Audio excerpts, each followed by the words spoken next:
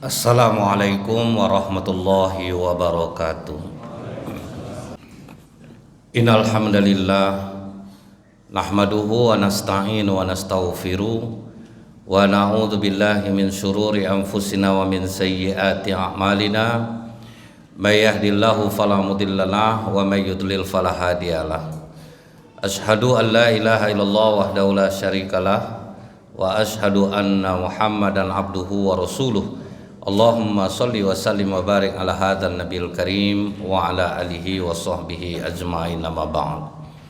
Ayyuhal hadirun, ittaqullahu haqqa tuqatih wa la tamutunna illa wa antum muslimun.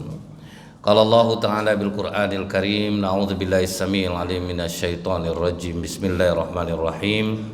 Ya ayyuhan nasu taqu rabbakumul ladzi khalaqakum min nafsin wahidah wa khalaqa minha zawjaha wa batha minhuma rijalan katsiran wa nisaa'a wattaqullaha alladzi tasaaluna bihi wal arham innallaha kana 'alaikum raqiba. Shadaqallahul azim. Hadirin sidang Jumat yang dirahmati oleh Allah, bersyukur kita kepada Allah dengan mengucapkan alhamdulillahirabbil alamin. Bersolawat kita kepada Rasulullah sallallahu alaihi wasallam dengan ucapan Allahumma shalli ala Muhammad wa ala alihi wasallim. Bermohon kita kepada Allah, semoga Allah menjadikan kita hamba-hambanya yang bertakwa. Amin ya rabbal alamin. Ketika Rasulullah mengendarai kuda, tiba-tiba datang seorang badui pedalaman menghadang perjalanan Rasulullah. Kata badui ini kepada Rasulullah, "Ya Rasulullah, aku ingin bertanya kepadamu. Tunjukkan kepadaku amalan yang memudahkanku masuk surga dan menjauhkan aku dari neraka." Disinilah kelebihan Rasulullah SAW. Tidak ada merasa marah ketika dihadang oleh rakyat di jalan, dihadang dengan tidak sopan. Tapi Rasulullah sama sekali tidak marah. Makanya kata orang, kalau kita bisa memahami orang lain, tahu latar belakangnya seperti apa, dari orang tua yang sebagaimana, didikannya seperti apa, maka kita akan lapang jiwa dan bisa memahami kekurangan orang lain. Nah, Rasulullah turun. Karena bukan itu saja, pernah Rasulullah itu malah lebih kasar orang Badui lagi. Minta tolong ke Rasulullah tapi sambil menarik sorban Rasulullah sampai memerah leher Rasulullah, tapi sama sekali Rasulullah tidak marah. Kata Rasulullah, jika kau ingin mudah masuk ke dalam surga, kau dijauhkan Allah dari neraka, kau sembah Allah, jangan kau sekutukan Dia dengan apapun. Bahasa ini sepele sebetulnya.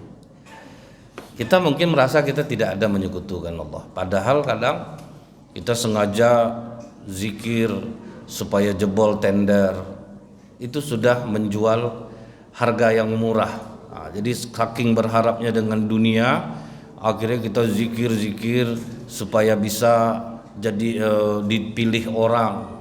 Kemudian kita jadikan agama ini untuk memperkaya diri. Untuk apa guna sholat duha? Supaya kita kaya. Padahal ulama mengatakan kaya itu akan membuat lama juga hisab nanti di akhirat. Kalau tujuan kita baik, kita mengejar dunia, berarti kita untuk orang lain, seperti yang di Bojongkoneng itu, punya duit diumrohkannya 1 RT, itu baguslah. Ini kebanyakan kita doa sama Allah minta rezeki murah apa? Kita mau beli pelek mobil, mau ganti iPhone, ansuran mobil terbayar dia tiap bulan, ansuran iPhone terbayar, kurban tidak bisa ikut. Jadi kadang kita tuh sudah menjadikan ibadah kita nih untuk menjaga diri kita agar tetap stabil hartanya, stabil rezekinya. Jadi sebetulnya kita tanpa kita sadari sudah banyak yang mempertuhankan uang, mempertuhankan manusia.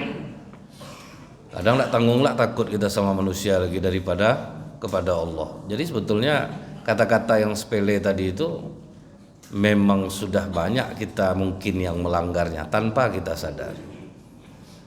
Sampai kita mencari rezeki, pokok sholat jangan tinggal, semua halal, apa mau nipu orang halal juga. Kadang kita berdagang ya, ini jangan sampai tahulah orang bang ya, ini sama abang ya harga sekian, padahal tidak tanggung mahal lagi, sama orang murah padahal. Itu kan sudah mempersekutukan Allah gitu. Modal barang 35 ditawarkan 150, ditawar orang 100, modal belum dapat lagi itu, udah ngecuh juga baru. Jadi udah banyak kita ini sebetulnya sholat rajin tapi kelakuan itu tidak berubah sebetulnya. Jadi itu udah termasuk kategori mempersekutukan Allah, tidak yakin akan rezeki yang diberikan Allah kepada kita. Padahal kalau kita istiqomah di jalan kebenaran, kita jalankan apa yang diperintahkan Allah, kemudian berzeki kita sedekahkan, tak usah khawatir. Apa kata Allah? La nas'aluka rizqa nahnu narzukuk. Kami tidak minta rezeki kepadamu, kami yang memberi rezeki kepada kalian. Jadi tidak ada yang bisa menghadang kita. Kekuatan akidah para sahabat dulu. Perempuan pertama yang mati syahid namanya Sumayyah binti Kabab, ibunda dari Ammar bin Yasir. Dia budak. Begitu dia sudah masuk Islam, dipaksa oleh tuannya, kau katakan Tuhan itu Lata, Uzza, dia tetap mengatakan Ahad, Allahu Ahad, Allah itu satu, Allah itu satu. Disiksa, dicambuk, ditarik pakai kuda, sama sekali tidak berubah akidahnya. Akhirnya putus asa tuannya, dia ambil tombak, dia tusuk kemaluan Sumayyah sampai tembus ke bahunya, tapi akidah tidak berubah. Itulah kekuatan akidah pada masa Rasulullah itu. Termasuk Yasir pun, ayahanda Ammar pun terbunuh juga, tapi akidah tidak berubah. Abdullah bin Huzafa al-Sahmi ketika ditangkap oleh Raja Romawi, datang dapat kabar raja ini mengatakan, itu ada sahabat Muhammad.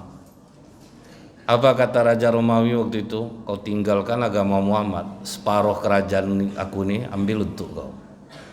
Kata Abdullah Huzafa al-Sahmi, dosa separuh, kau kasih semuanya nih ya, tidak akan kutinggalkan agama ini. Itu begitulah kuat tauhidnya. Ini kadang bang, nanti abang ini bang adalah sikit untuk abang menipu orang, kita tuh jual beli mobil.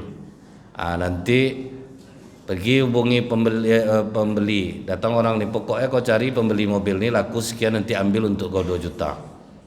Semangatlah kawan ini nyari, dapat pembeli. Langsung dihubungkannya, karena udah bersih juga 2 juta, dihubungkannya lah sama penjualnya. Selesai jual beli, acting langsung tuh yang penjual itu. Nak masuk angka, akal nak mau ngasih itu orang Islam juga banyak. Jadi kita ini betul mudah akidah kita ini goyang. Ternyata betul kata Rasulullah itu, yang banyak membuat goyang akidah ini adalah uang, harta benda. Itu yang membuat orang goyang. Rasulullah menceritakan kepada para sahabat, dulu ada seorang pemuda soleh. Di desanya itu ada pohon yang disembah orang. Dia asalnya kapak, pergi dia ke arah pohon itu, dihadang dia oleh iblis yang berwujud manusia. Kau mau kemana? Aku mau menebang pohon itu. Apa urusan kau tebang? Kan tidak mengganggu kau. Itu perbuatan syirik, aku akan menebangnya. Kalau kau mau menebang pohon itu, hadapi aku, kata iblis. Ditamparnya iblis itu terkapar langsung. Itu saking kuatnya tauhid pemuda ini. Iblis cerdik, tunggu, jangan kau pukul aku, jangan kau tebang pohon itu. Kalau kau tidak tebang pohon itu, pokoknya asal bangun kau pagi, kau akan menemukan 1 koin emas di bawah tempat tidurmu. Kena koin emas itu goyang langsung kawan. Oke lah, tidak jadi aku tebang. Iblis menunaikan janjinya. Begitu dia bangun pagi ada koin emas, hari kedua masih ada koin emas, hari ketiga tidak ada lagi koin emas. Dibawanya kapaknya lagi, dia mau tebang pohon itu. Kau mau kemana? Aku mau nebang pohon itu. Kau tidak tepat janji. Tadi pagi aku bangun tidak ada lagi koin emas di bawah tempat tidurku. Kalau sekarang jangan kau macam-macam sama aku. Aku pukul kau kalau kau tebang pohon itu. Kata anak muda nih, kau tidak jerah juga aku pukul kemarin. Langsung dia dipukul oleh iblis itu, dia lah terkapar. Mengapa kau begitu kuat saat ini? Waktu pertama kau mau menebang pohon itu, niat kau murni karena Allah. Jangankan aku, langit dan bumi pun tidak akan mampu menghalangimu. Tapi kalau sekarang kau menebang pohon itu karena kau tidak menemukan lagi koin emas di bawah tempat tidurmu. Itulah yang menggoyangkan akidah kita. Makanya sama harta ini harus hati-hati kita. Dikasih Allah kita harta, gunakanlah harta itu ke jalan yang diridhoi Allah. Kemudian yang kedua, kata Rasulullah, yang memudahkan masuk surga, kau dirikan sholat. Dirikan sholat ini kalau kita tengok para sahabat dulu, ada sahabat Rasulullah namanya Sya'ban. Sya'ban itu selalu mengambil saf di pojok kanan. Jadi Rasulullah kalau memulai sholat subuh pasti mulainya dari ujung lihatnya, karena dia orang yang paling duluan datang terus di masjid. Sampai suatu ketika Rasulullah mau memulai sholat subuh, tengok ke sudut kanan, rupanya tidak ada Sya'ban. Ditunggu oleh Rasulullah karena dia tidak pernah tidak hadir. Karena terlalu lama kira sholat subuh dimulai. Selesai sholat subuh langsung Rasulullah bertanya kepada sahabat, ada yang tahu rumah Sya'ban? Ada ya Rasulullah. Disitulah terkejut Rasulullah. Rupanya jarak rumahnya dengan masjid itu lebih kurang kalau diwaktukan kita 3 jam. Begitulah mereka mendirikan sholat. Berarti berangkat dia dari rumah subuh, isya aja nanti pulang, kerja dari situ, malam baru pulang. Pergilah Rasulullah bersama sahabat ke rumah Sya'ban. Sampai di rumah Sya'ban, rupanya istri sudah menangis-nangis. Orang sudah ramai. Ditanya oleh Rasulullah, kemana Sya'ban? Sya'ban sebelum subuh tadi sudah meninggal ya Rasulullah. Rupanya hanya kematian yang membuat dia tidak ke masjid. Kalau kita lihat lagi Abdullah ibnu Umi Maktum, mata buta, badan lemah, umur sudah tua. Ya Rasulullah, bolehkah aku sholat di rumah? Rasulullah balik bertanya, dengar enggak suara azan? Dengar ya Rasulullah. Tidak ada keringanan untukmu, kau tetap hadir berjamaah. Itu definisi mendirikan sholat bagi para sahabat. Cuma kalau di Indonesia hukumnya sunnah muakkad, bahkan fardu kifayah. Kalau sudah ada yang menjalankannya, maka terhapuslah kewajiban yang lain untuk melaksanakannya. Masih longgar kita di Indonesia nih. Karena apa? Jam kerja kita tidak sama dengan Arab Saudi. Kalau Arab Saudi, sholat yang paling utama, kerja itu nomor sekian. Makanya di sana begitu azan berkumandang, seluruh kantor tutup, seluruh toko tutup. Jadi mereka ikut aturan itu. Kalau kita tidak bisa seperti itu. Nah jadi apa hebatnya jadinya ketika laki-laki sholatnya berjamaah seperti yang dilakukan orang Arab Saudi saat ini. Di situ terbukti Allah yang mengantarkan rezeki mereka. Berapa ribu jamaah umroh setiap hari, berapa juta jamaah haji setiap tahun. Bahkan kalau kita daftar haji sekarang 27 tahun lagi baru kita berangkat. Berbondong-bondong Allah ngantar rezeki ke sana. Itu bukti bahwa kalau laki-laki rajin sholat jamaah, tidak perlu doa minta kaya, Allah yang akan mengantarkan rezekinya. Tapi mau datang awal berjamaah, dijalankan dengan istiqomah. Datang orang bertanya, banyak orang rajin sholat jamaah, kenapa dia miskin? Allah mengabulkan doa pada saat dan waktu yang tepat. Kalau belum tepat, Allah tidak akan mau ngasih. Jadi kalau kita nampak ada orang rajin sholat jamaah, rezekinya sulit, tandanya Allah sayang sama dia. Allah tidak mau ngasih sekarang, karena Allah tahu ini kalau kaya nanti pelit minta ampun. Ini kalau kaya tidak akan ke masjid lagi nih. Ini kalau kaya begini dia balik nih. Kasihan istrinya nih. Jadi Allah tuh udah tahu takaran kita masing-masing. Jadi jangan dipaksakan. Katanya kalau kita rajin sholat jamaah, rezeki kita murah. Allah mungkin tidak kasih dari sisi duit, tapi Allah ganti dengan kenikmatan yang lain. Kita ambil contoh nih. Orang rajin sholat berjamaah, hidupnya susah, tapi dia punya anak 5 orang penghafal Quran semuanya. Padahal makan nasinya cuma pakai garam aja, tapi cerdas-cerdas anaknya. Itu cara Allah menggantinya.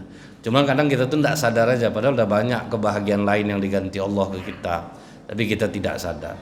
Ada orang anaknya udah dikasih omega 3, DHA, madu hitam, macam-macam lah mereknya.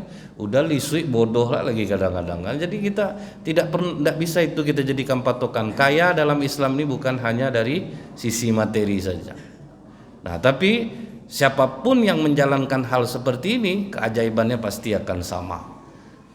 Kalau kita lihat di Pekanbaru, siapa pengusaha yang menjalankan ini? Rote meniru sistem di Arab Saudi. Begitu azan berkumandang, seluruh toko roti-rote tutup selama 15 menit sampai habis sholat. Dan terbukti Rote bukan mengecil, bahkan sampai sekarang makin membesar, bahkan bangun pabrik. Jadi siapapun di Pekanbaru ini pengusaha yang mengamalkan ini ternyata betul. tidak berlaku di Arab Saudi saja. Jadi kalau kita amalkan secara pribadi, kalau kita dalam keadaan susah, datang lebih awal di masjid, dapat saf di depan, di sebelah kanan, makin menjadi-jadi. Makanya di Masjid Nabawi yang dapat saf pertama pasti itu aja orangnya. Ada yang sampai 40 tahun, tidak pernah dia jam berapa kira-kira dia datang ke Masjid Nabawi. Karena mereka tahu keutamaannya. Jadi mereka makan semua sunnah yang kecil-kecil itu yang membuat mudah hidup mereka. Kemudian yang ketiga kata Rasulullah, amal yang memudahkan masuk surga, zakat. Zakat ini memelihara harta. Lebih dari jumlah yang ditetapkan, jadinya sedekah. Sedekah menyembuhkan penyakit. Sedekah menolak bala. Sedekah menenteramkan jiwa.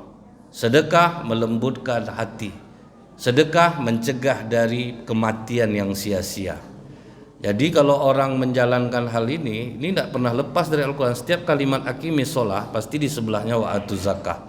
Jadi kalau ada orang rajin sholat masih miskin, dia takutnya dia pelit. Kenapa? Banyak orang takut bersedekah. Tapi kita lihat bukti nyatanya apa? Di Mekah, di Madinah, rumah sakit rata-rata kosong. Tidak ada pasien.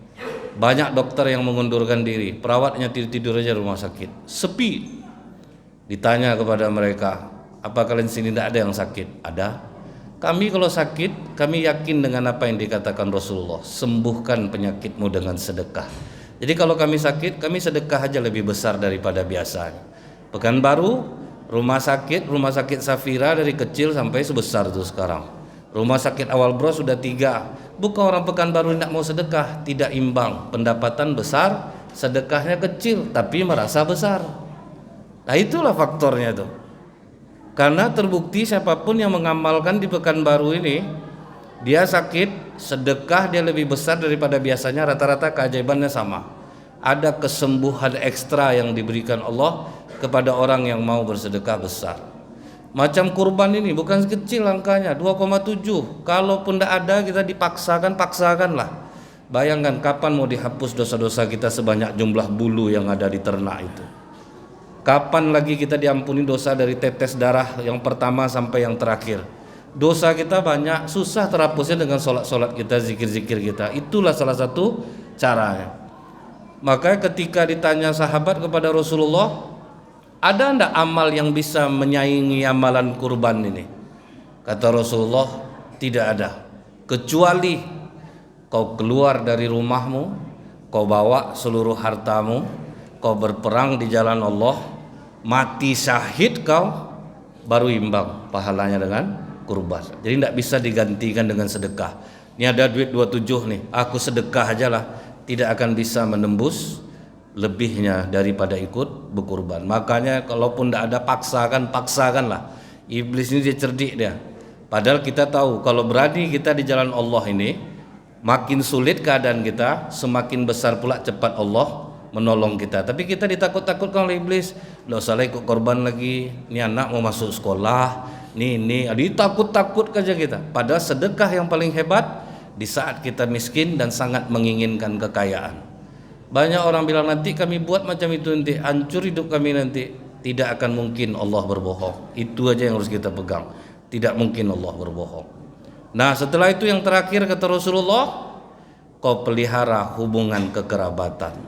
Jadi kita udah rajin sholat, kita sedekah, kita sembah Allah tidak menyekutukan, terputus hubungan silaturahim, amal kita ditunda untuk naik kepada Allah. Ketika Rasulullah duduk di Arafah, kata Abu Lais, kemudian kata Rasulullah, jangan duduk bersamaku orang yang memutuskan hubungan silaturahim. Karena berulang-ulang berdiri seorang sahabat langsung keluar dari rombongan Rasulullah. Tidak lama kemudian dia kembali lagi. Ditanya oleh Rasulullah, dari mana kau? Aku dari rumah adik ibu aku ya Rasulullah. Sudah lama kami tidak bertegur sapa karena ada masalah.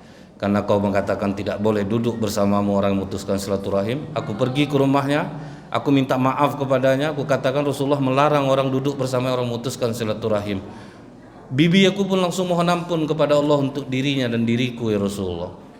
Setelah itu baru aku kembali lagi. Kenapa kau melarang orang yang memutuskan silaturahmi duduk bersamamu ya Rasulullah? Karena rahmat Allah tidak akan turun kepada suatu kaum bila mana ada di antara mereka yang memutuskan hubungan silaturahim. Jadi inilah pamungkas dari buah solat kita, buah sedekah kita, membuat akhlak kita ini menjadi semakin baik, semakin lembut, dan selalu berada di dalam apa-apa yang diperintahkan oleh Allah melalui lisan Rasulullah sallallahu alaihi wasallam. Fa'tabiru ya ulil absar la'alakum turhamun.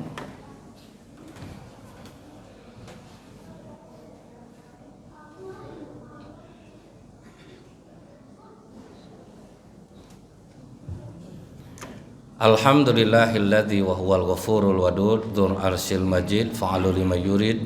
Asyhadu an la ilaha illallah wahdahu la syarikalah wa asyhadu anna Muhammadan abduhu wa rasuluh. Allahumma shalli wa sallim wa barik ala hadzal nabiyil karim wa ala alihi wa sahbihi ajma'in, amma ba'd. Ayyuhal hadirun, usikum wa nafsi bitaqwallah faqad fazal muttaqun. Qala Allah ta'ala bil Qur'anil Karim, na'udzu billahi samil alim minasyaitonir rajim. Bismillahirrahmanirrahim. Innallaha wa malaikatahu yusholluna 'alan nabi ya ayyuhalladzina amanu shallu 'alaihi wa sallimu taslima. Allahumma shalli 'ala Muhammad wa 'ala ali Muhammad kama shallaita 'ala Ibrahim wa 'ala ali Ibrahim wa barik 'ala Muhammad wa 'ala ali Muhammad kama barakta 'ala Ibrahim wa 'ala ali Ibrahim fil 'alamin innaka Hamidum Majid. Allahumma ighfir lil muslimina wal muslimat wal mu'minina wal mu'minat al ahya'i minhum wal amwat innaka 'ala kulli syai'in qadir. Rabbana zalamna anfusana wa illam taghfir lana wa tarhamna lanakunanna minal khasirin. Allahumma ahyina bil iman wa amitna bil iman wa surna bil iman wa adkhilna al jannata ma'al iman. Allahumma sabbitna ma'al iman wa akhrijna minad dunya ma'al iman wa khaddim lana minal jinni ma'al iman.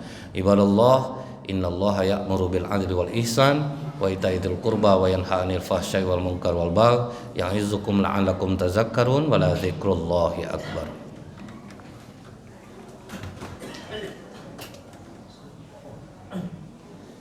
Allahu akbar, Allahu akbar. Asyhadu an la ilaha illallah.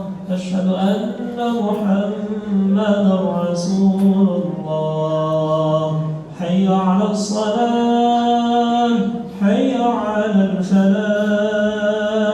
Qad qamatis salatu, qad qamatis salah. Allahu akbar, Allah